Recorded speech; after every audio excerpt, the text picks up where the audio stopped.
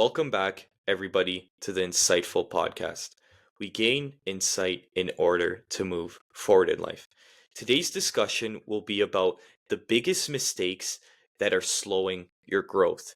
But before we get into that, remember if you've been enjoying the podcast, like, comment, subscribe, follow us on Spotify, and also let me know any topics that you would like me to discuss in the future and I'll make a podcast completely centered around that topic. But without further ado, let's get into the biggest mistakes that are currently slowing your growth. The first point is most of you are waiting for the right time. Most people delay taking action because they think they need more knowledge, more resources, or confidence. The truth, action creates those things. Stop waiting and start moving, right? When I wanted to first start posting content, I thought to myself the same thing. Maybe I need a better camera. Maybe I need a better physique. Maybe it's just not the right time right now. But what I realized is that it's never the right time, right? You just got to start and get the ball rolling. I can imagine if I waited till I was able to afford $1,000, $2,000 camera to start posting content, I would have wasted so much time, right? Excuse me. And when I started posting content and I would start to see results, I was just posting with literally a phone, literally a phone, and the camera wasn't even that good at the time when I first started posting on TikTok. Now the camera's better because the iPhone cameras have improved, but the fact that all I would post with is an Amazon tripod and a phone, and I was able to get to 16,000 followers just tells you everything you need to know. Now, 16,000, I'm proud of that. That's a good number. I've worked hard to get to that number, but it's not the biggest number in the world. And maybe right now my problem is that I can't get from 16 to 30 because I don't have a special camera. But I know not to be true, right?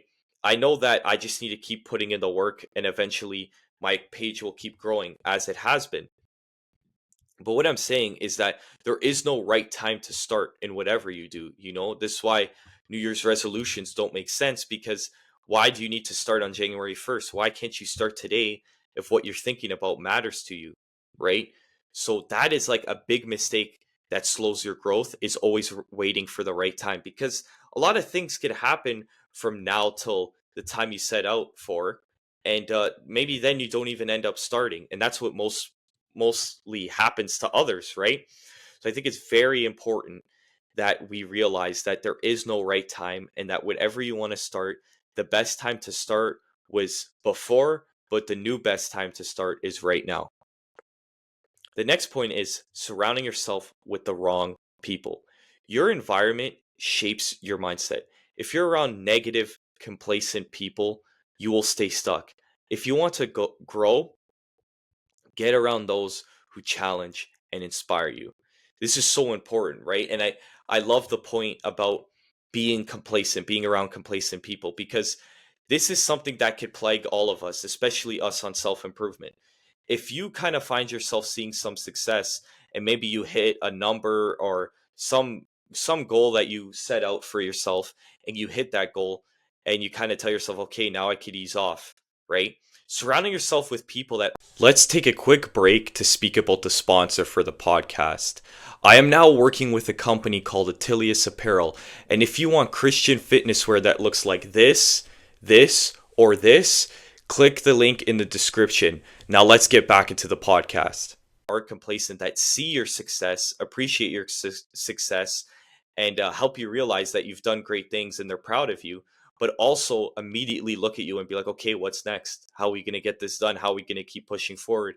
What is your new goals, right? If you're able to surround yourself with people that aren't complacent, that are constantly seeking growth and improvement, it will just make your success that much more quicker and that much more easier, right? Your environment is everything. The people you hang around with, the people you spend the most time with are why you are who you are. And you could tell yourself, I'm strong willed, I have my own mindset, no people can sway me. But subconsciously, they're making an effect on your life. And you want that effect not to be the detriment to your success. right? So that's very important, is finding the right environment for growth and finding the right people that don't keep you complacent.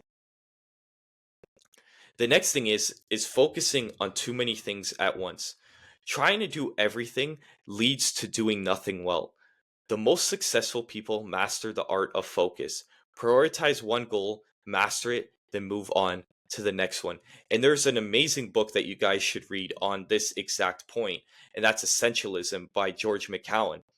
And I think it's so important because he has this chart, right? And it's showing the the progress in life, right? And it's showing that if you have 10 different ventures, this circle, this line only comes out like this much, right? And it goes all around like that for every single venture that is listed. But imagine if you just focused on one venture, instead of your focus only being this much per thing, per idea or per pursuit, it would be this much. It'd be going up way higher, right? However, I can't really show it with my hands, but you get what I'm trying to say. If you draw a circle, if instead of it going like this throughout the whole circle because of all the pursuits, it will be just one line going straight up with all those pursuits added up together to make that progress. And I think it's such an important diagram. And if one thing sticks for me from that book, it is that, because you realize that kind of, you know, spreading your focus too thin, and I've struggled with this too, spreading your focus too thin is what's not allowing you to grow. It's what's not allowing you to get better in that pursuit, right? So if you're able to kind of focus on one thing wholeheartedly for a long period of time, that's when you see the most progress. And it's just like it said, most successful people will focus on that one thing, get really good at it, get master it, get to a point where it kind of sustains itself, and then they move on to the next one. And I think that's the best way to go about doing it. The next point is not tracking your progress. If you don't measure it, you can't improve it, whether it's fitness, finances, or personal growth. Tracking your habits and progress will reveal what's working and what's holding you back. I'll give you another perfect example. When I was outreaching for copywriting before, I would just outreach, send a bunch of messages, not keep track of who I'm messaging, what their responses were. Did they want it? Did they not want it?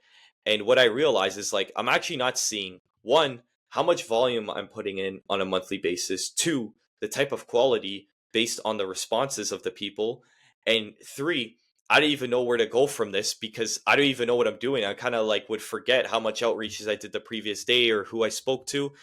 And I realized, okay, I need to track it. So what did I do? I got an Excel spreadsheet and started writing down all the names of the people that I was speaking to.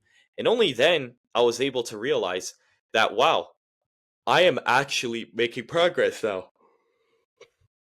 I actually started to see results in my copywriting journey.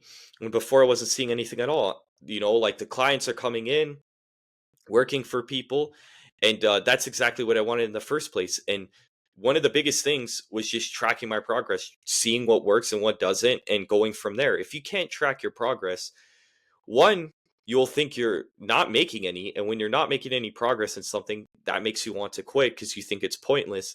And two, you're not able to refine what you are doing and build from there, right? So tracking your progress is super important. And then the last point is letting fear dictate your actions and your decisions. Fear of failure, judgment, or discomfort stops more people than actual failure does. Growth comes from stepping into fear, not avoiding it. If it scares you, it's probably worth doing. And this is a question I guess I can ask you guys because I don't have the answer for it. In the first 3 to 5 years, 90% of businesses fail. But what is the definition of failure? Is failure quitting because you no longer want to do it anymore? Is the definition of failure quitting because you don't know how to get past a hurdle in your business? That stat kind of like confuses me because I wonder what their definition of failure is. Failure is, I get what they're saying, is shutting down your business, but why did they shut down their business, right? And I think that's super important, is that people will never start something. People will, never pursue something because of the fear of failure, judgment, and the discomfort it brings them. And then that's what slows their growth. If you kind of realize that whenever you start something new, no matter what it is, I started tennis last year and I was terrible at it and I kept losing to my friends. And, if I let that discomfort of getting annoyed because I'm a competitive person, if I let the discomfort bother me, I would have given up. But then after a bunch of times of playing tennis, I was starting to improve. I was starting to actually beat my friends here and there. Not all the time, I'm still trash, but you get what I'm saying. I was able to make some progress, right? So if I let that fear of discomfort of trying something new, I would never have fun with it, right? So there's so many reasons why fear is an illusion, and fear is literally one of the biggest things holding you back in everything in your life. Is if you could just change your mind to accepting fear as, a certainty whenever you do something new or whenever you're trying to pursue something, then you're able to understand it and understand that after that fear disappears, you would have become a better version of yourself. Well, that's all the points I wanted to get through today. Thank you guys for listening to the podcast and making it this far. Remember to like, comment, subscribe, follow us on Spotify. And I'm going to try to get some more guest podcasts out for you guys. Just been struggling with scheduling, but it's okay. Once I start getting some more guest podcasts on, I know you guys will get some new perspectives and new insights. Thank you, everybody, for tuning in, and I'll catch you guys on the next episode. Take care, everybody.